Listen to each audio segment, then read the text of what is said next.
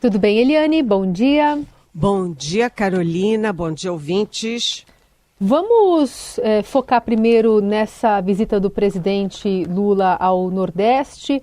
Você, inclusive, traz aqui na sua coluna de hoje no Estadão o título, né? Ano da Colheita. Fala mais pra gente sobre essas andanças dele. Pois é, o presidente Lula, no ano passado, no primeiro ano do terceiro mandato, ele deu prioridade para os giros internacionais. Visitou 24 países ao longo de 2023. Mas, neste ano, de 2024, com eleição municipal em outubro, o presidente Lula pretende passar mais tempo dentro do Brasil e os seus giros serão mais domésticos. Ele começou ontem esses giros pelo Nordeste, que é a região do país que mais dá voto a ele e ao PT, mas ele aproveitou essa viagem para mandar recados, dizendo que plantaram, o governo plantou em 2023 e vai colher em 2024 e que esse ano de 2024 vai ser, aspas, o ano da colheita. Mas o Lula também aproveitou para reaproximação com as Forças Armadas. A gente sabe que as Forças Armadas foram um dos setores mais atingidos pela era Bolsonaro. O estrago do Bolsonaro nas Forças Armadas, na imagem do Exército Marinha Aeronáutica, foi foi grave, Mas o Lula fez vários gestos. Primeiro, na Bahia, ele anunciou um parque tecnológico aeroespacial para a aeronáutica. Também anunciou um centro de tecnologia e aprendizado ou aprendizagem para a aeronáutica. Ele também está criando no Ceará o primeiro campus avançado do ITA, que é o Instituto Tecnológico da Aeronáutica, fora de São Paulo, e esse campus será no Ceará. Por quê? Porque o Ceará, os alunos cearenses são os campeões é a cultura da jornalista de política, mas campeão de notas nos vestibulares para o ITA. E hoje o presidente Lula está em Recife, com o comandante do Exército, General Tomás Paiva, para a troca de comando no Comando Militar do Nordeste. Vai tomar posse o general Maurílio Ribeiro. E ele aproveita também para assinar o termo de compromisso com a Escola de Sargentos do Exército. Ou seja, são vários recados de que ele precisa e quer e tem a intenção de se reaproximar das três Forças Armadas. No caso da Marinha, por ser Marinha, a base é muito no Rio de Janeiro e o Lula também tem prestigiado os eventos da Marinha no Rio. Ou seja, a fase pior de troca de recados mal-humorados, etc., parece que está passando, ficou lá atrás em 2023, Carolina? Total. Bom, quando a gente se debruça sobre esse tema, a gente tem a manifestação também política e de tudo que envolve a Lava Jato ontem nessa agenda do presidente Lula, nesse giro que está tendo aí pelo Nordeste. Vamos ouvir uma das falas dele, um trechinho das falas dele, quando se referiu à Operação Lava Jato na hora que anunciava também essas obras lá na refinaria de Abreu e Lima. A história ainda vai ser contada.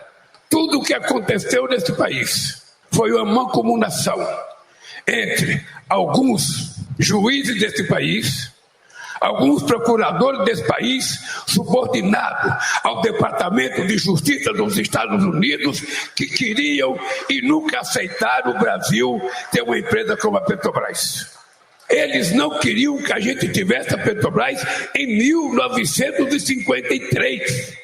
Essa lei editorial do jornal Estado de São Paulo daquela época, que eles vão dizer que o Brasil não precisava de petróleo. O Brasil tinha que importar, ficava mais barato. Bom, queremos te ouvir sobre essa fala, especialmente citando os Estados Unidos, né? E de alguma forma tentando falar com o público talvez local. Não sei se dá para fazer algum tipo de comparação, Eliane, quando a gente via o ex-presidente Bolsonaro falando, né, com os seus apoiadores, as pessoas mais próximas, um discurso mais radical para justamente falar com esses fiéis. Dá para fazer algum tipo de comparação com Lula também no Nordeste, falando sobre Lava Jato?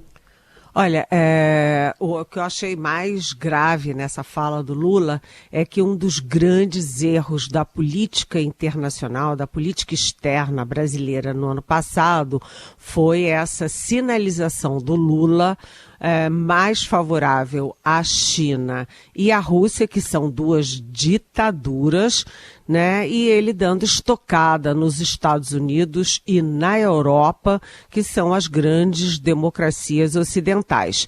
Então, Lula foi muito criticado no ano passado, nos seus giros internacionais, nas suas manifestações de política externa, exatamente por sinalizar uma aproximação com ditaduras.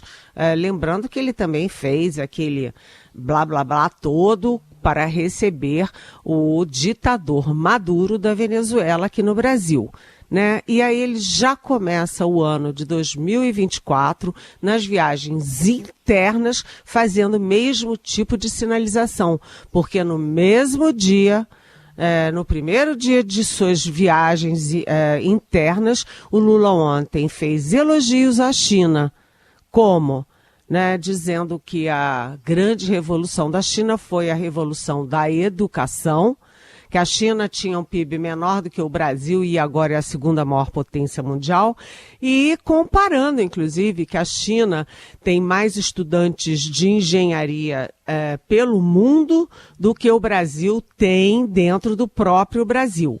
E ao mesmo tempo em que ele elogiou a China, né, ele hoje, inclusive, recebe um alto representante da China aqui em Brasília, ele faz também um ataque aos Estados Unidos, né? Ele chegar numa viagem interna, sabe, e atacar, dizer que o Departamento de Justiça dos Estados Unidos era mancomunado com os juízes e procuradores da Lava Jato contra o Brasil, contra as empresas brasileiras, porque nunca aceitou a criação da Petrobras, sabe-se lá quantos anos, né? Sei lá, 60 anos, 70 anos atrás.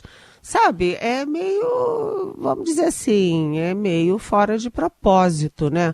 O Lula insistir nessa política externa exatamente no ano em que temos eleições nos Estados Unidos e o Donald Trump pode voltar, 1. E 2, num ano em que você tem o Oriente Médio em chamas e agora esses ataques do Irã contra o Paquistão, ou seja, a situação geopolítica internacional está muito grave. E o Lula tem que ter muita cautela nas sinalizações do Brasil na política internacional, até porque isso reflete na economia interna, nos investimentos, na confiança do investidor e dos governos mundo afora, Carolina. E também queria te ouvir sobre, explicitamente, a agenda de ontem, desse anúncio de investimentos à refinaria Abreu e Lima. Que erros contém? Pois é, são 3 erros simultâneos, né?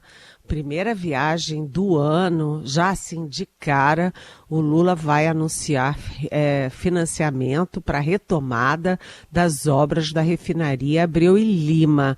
E a Petrobras já anuncia que isso pode chegar a 8 bilhões de reais. Erro 1, né? Quando você fala em refinaria Abreu e Lima, você lembra de Lava Jato. Né, a Abreu e Lima, o TCU, Tribunal de Contas da União, apontou superfaturamento na obra da Abreu e Lima, desvios, né, e ela estava ali no centro, tinha destaque, era uma das estrelas malditas da Lava Jato, né, que foi a operação que prendeu o Lula. Segundo, né, a ligação do Lula com o Hugo Chávez, o ditador que implantou o regime atual na Venezuela, porque a Abreu e Lima, o início dela era exatamente numa parceria entre o Brasil e a Venezuela, entre Lula e Hugo Chávez. Isso traz de volta toda aquela grande ansiedade nacional, aquela tensão nacional, por causa da corrupção e por causa das alianças meio estranhas e equivocadas do Lula no plano internacional. E o terceiro erro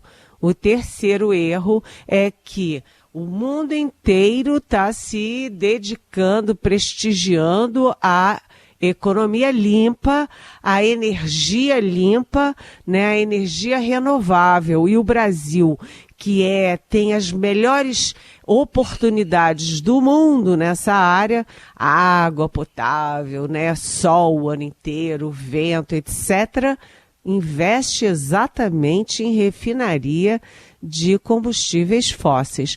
Ou seja, 3 erros em 1 já na primeira viagem. Ou o Lula está muito teimoso, ou a assessoria dele está falhando. Eliane, que balanço você faz dessa nova operação Lesa Pátria da Polícia Federal, colocando agora na mira um deputado federal aliado ao ex-presidente Bolsonaro? Pois é, né? O Carlos Jordi, que é o alvo principal dessa operação, a fase 24 da Operação Lesa Pátria, ele é líder da oposição e ele é do PL do ex-presidente Jair Bolsonaro. E essa nova fase é um marco na Operação Lesa Pátria. Por quê? Porque a primeira fase foi toda contra os executores, aqueles alucinados enrolados na bandeira brasileira, vandalizando a sede do Planalto, do Congresso, do Supremo Tribunal Federal. Essa segunda fase, ela sobe de status, porque agora busca os idealizadores, os atiçadores, os financiadores de um golpe de Estado, né? E o Jordi se faz de santo, diz que não tem nada a ver com isso, mas os diálogos dele com um dos líderes do golpe lá em Niterói, onde ele faz carreira política, enfim, mostram tudo, né? Ele, inclusive, é chamado de meu mestre por esse camarada, que é um dos alvos principais como coordenador, como agitador do golpe de 8 de janeiro. Então, a Lava Jato muda de patamar. Agora sai dos executores, né, da massa de manobra e vai para cima, um passo acima. E isso é só aí o meio da estrada, porque ainda tem muito peixe graúdo na rede da Polícia Federal, da Procuradoria-Geral da República e do Supremo Tribunal Federal. Eliane, pergunta aqui de ouvinte que chega ao nosso WhatsApp, 994811777. O Sérgio Torres quer saber de você se é correto um presidente do Supremo Tribunal Federal ficar dando opiniões do país e falando pelo presidente, como está acontecendo em Davos, na Suíça, né, fazendo menção direta à participação do presidente Luiz Roberto Barroso no evento. Oi, Sérgio, obrigada pela sua pergunta, porque me dá a chance de dizer que isso é uma jabuticaba, né? Só existe no Brasil. Imagina os Estados Unidos mandarem, em vez do presidente dos Estados Unidos, do Joe Biden, mandar o presidente da Suprema Corte para dar voz para falar pelos Estados Unidos. Né? A nossa Constituição é muito clara sobre a independência dos poderes. E quem representa o Brasil fora do Brasil é o presidente da República. É o presidente do Executivo. Sinceramente, olha, sem nenhum demérito, o ministro Luiz Roberto Barroso é um grande jurista, um grande ministro do Supremo, um homem de grandes qualidades. Nada contra ele, mas cá para nós. ninguém está conseguindo entender como o presidente da Suprema Corte vai discursar em nome do Brasil em Davos.